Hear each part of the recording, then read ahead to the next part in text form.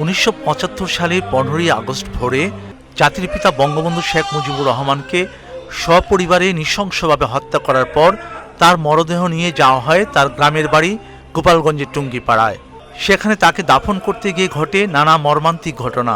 ঢাকা থেকে যে সকল আর্মি অফিসার জাতির পিতার মরদেহ নিয়ে গিয়েছিল, টুঙ্গিপাড়ায় তারা বঙ্গবন্ধুর মরদেহকে তড়িঘড়ি দাফন কাফন ছাড়াই মাটি চাপা দিতে গিয়ে এলাকাবাসীর এবং মসজিদের ইমামের তোপের মুখে পড়ে।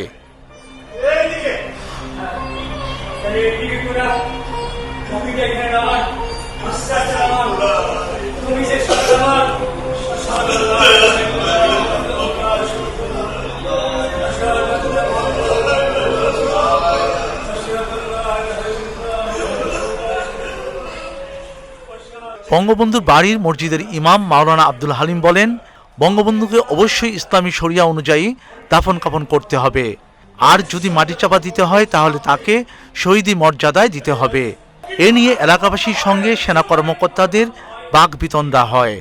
তখন পরিস্থিতি জটিল দেখে সেনা কর্মকর্তারা সদর দপ্তরে অনুমোদন নিয়ে বঙ্গবন্ধুকে ইসলামী শরিয়া অনুযায়ী দাফন কাফনের জন্য মাওলানা হালিমকে অনুমতি দেন। এই টানটান উত্তেজনা আর সেদিন টুঙ্গিপাড়া মানুষ ও তার আত্মীয় স্বজনরা যে দুঃসহ সময় পার করছিলেন, সেই ঐতিহাসিক ঘটনাকে নিয়ে প্রখ্যাত নাট্যকার মাসুম রেজার নাটক জনকের অনন্ত যাত্রা। বঙ্গবন্ধুর জন্মশতবার্ষিকীতে বাংলাদেশ শিল্পকলা একাডেমির প্রথম প্রযোজনা ছিল এই নাটকটি। নাটকের নির্দেশনাও দেন নাট্যকার মাসুম রেজা। এই নাটকটি আমি মনে করি বহুল প্রচারের প্রয়োজন আছে। বাঙালিরা যেখানেই থাকুক, যে দেশেই থাকুক, সকলেই এই নাটকটি দেখার সুযোগ পাওয়া উচিত। সে কারণে বাংলাদেশ কনসুলেট জেনারেল দুবাইয়ের আমন্ত্রণে আমি এই নাটকটি দুবাইয়ে নির্দেশনার কাজ করছি। দেশের গণ্ডি পেরিয়ে বিদেশের মাটিতে 2023 সালের 9 সেপ্টেম্বর নাটকটি মঞ্চে আনে সংযুক্ত আরব আমিরাত প্রবাসীদের নাট্য সংগঠন হিজল নাট্যমঞ্চ। মঞ্চায়নে সার্বিক সহযোগিতা করে বাংলাদেশ কনসুলেট জেনারেল দুবাই ও উত্তর আমিরাত।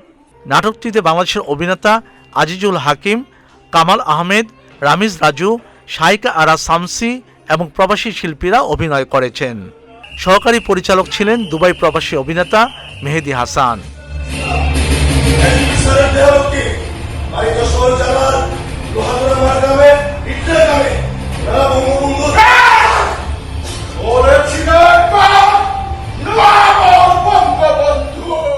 হিজল নাট্যগোষ্ঠীর সদস্যদের সহযোগিতায় আমরা এই নাটকটি মঞ্চস্থ করেছি। নাটকটি দর্শকদের কাছে অত্যন্ত পছন্দের একটি নাটক ছিল, তাই এবারও আমরা আজমানে এই নাটকটির দ্বিতীয় প্রদর্শনী করতে যাচ্ছি। জনকের অনন্তযাত্রা নাটকটি নিয়ে আমরা আবারও আসছি দুবাই। আপনাদের অনেক ভালোবাসা আমাদেরকে আবার নিয়ে আসছে দুবাই। আমি রোমেল মাহমুদ জনকের অনন্তযাত্রা নাটকে টুঙ্গিপাড়া থানার ওসি আব্দুল জলিলের চরিত্রে অভিনয় করেছিলাম। নাটকটি গত বছর অনেক প্রশংসিত হয়েছে। তো এবছর জুনের 8 তারিখে নাটকটি আবার আজমানে হতে যাচ্ছে। হল ভর্তি দর্শক পিনপতন নীরবতায় উপভোগ করে ঐতিহাসিক হৃদয় বিদারক ঘটনা নিয়ে নাটক জনকের অনন্ত যাত্রা।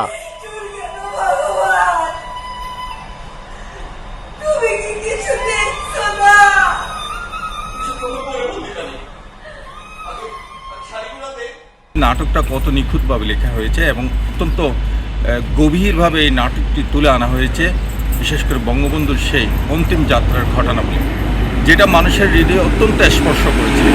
এবং আমরা যখন নাটকটি মঞ্চস্থ করেছিলাম তখন সবাই অঝরে কাঁদছিল।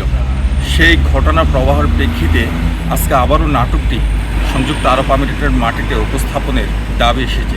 যে নাটকটি পরিবেশন হয়েছিল ইউএর মধ্যে, দর্শকরা দেখে অনেক মনমুগ্ধ হয়ে গেছে এবং আমি আমার ফ্যামিলিকে নিয়ে আরও ইউএর অনেক ফ্যামিলি সহ পরিবার নিয়ে নাটকটি দেখার পরে মনমুগ্ধ হয়ে ওরা আবার রিকোয়েস্ট করতেছে যে এই নাটকটি আবার এই ইউএতে আবার পরিবেশন হোক। গত বছর আমরা 9 সেপ্টেম্বর দুবাইতে সফলভাবে নাটকটি মঞ্চস্থ করেছিলাম এবং অনেক দর্শক নন্দিত হয়েছিল। গত বছর প্রদর্শিত জনকের অনন্ত যাত্রা নাটকটি প্রবাসে যথেষ্ট দর্শক নন্দিত হয়েছে এবং আপনারা দেখেছেন ওই হলে একদম হাউসফুল ছিল, অসংখ্য দর্শক তারা আসলে আবেগে ছিল, তারা হলে প্রবেশ করতে পারেন নাই সিট খালি না থাকার কারণে। দর্শকের এত বেশি আগ্রহ ছিল এবং দর্শক পুনরায় নাটকটি চাচ্ছে সংযুক্ত আরব আমিরাতে আবার প্রদর্শনের জন্য এবং তারই ধারাবাহিকতায় আগামী 8ই জুন নাটকটি পুনরায় দেখানো হবে বলে আমরা জেনেছি। আমরা সবাই অবশ্যই এখানে উপস্থিত থাকব, দেখব। গতবার যেভাবে সকলেই সপরিবারে প্রবাসীদের মাঝে যেভাবে সাড়া পড়েছিল, এবার আরও অনেক বেশি সাড়া পড়বে বলে আমাদের বিশ্বাস। দর্শকদের অনুরোধে 8ই জুন সংযুক্ত আরব আমিরাতের আজমান কালচারাল সেন্টারে আবারও মঞ্চস্থ হচ্ছে জনকের অনন্ত যাত্রা। কি করে লাইছে দেশটার জন্য? সারা দেশ কইসা বেড়াইছে, ভাষণ দিয়ে বেড়াইছে। যতদিন থাকছে বাইরে, তার চাইতে বেশি দিন থাকছে জেলের ভিতর। পাকিস্তানের ফাঁসির মঞ্চ থেকে দিলেন। সেইখানে নিজের চোখে নিজের কবর খোঁড়া দেখছে। বাংলাদেশের প্রখ্যাত নাট্যকার নির্দেশক মাসুম রেজার লেখা নাটক জনকের অনন্ত যাত্রা, এটি বাংলাদেশের পরে এবার হিজল নাট্যমঞ্চের প্রযোজনা হিসাবে দ্বিতীয়বার মঞ্চে আসছে আগামী 8 জুন আজমান কালচারাল সেন্টারে। আমি এই নাটকে অ্যাসিস্ট্যান্ট ডিরেক্টর হিসেবে কাজ করছি, সেই সাথে একটি চরিত্র অভিনয় করছি। আপনাদের সবাইকে নাটকে দেখার আমন্ত্রণ জানাচ্ছি।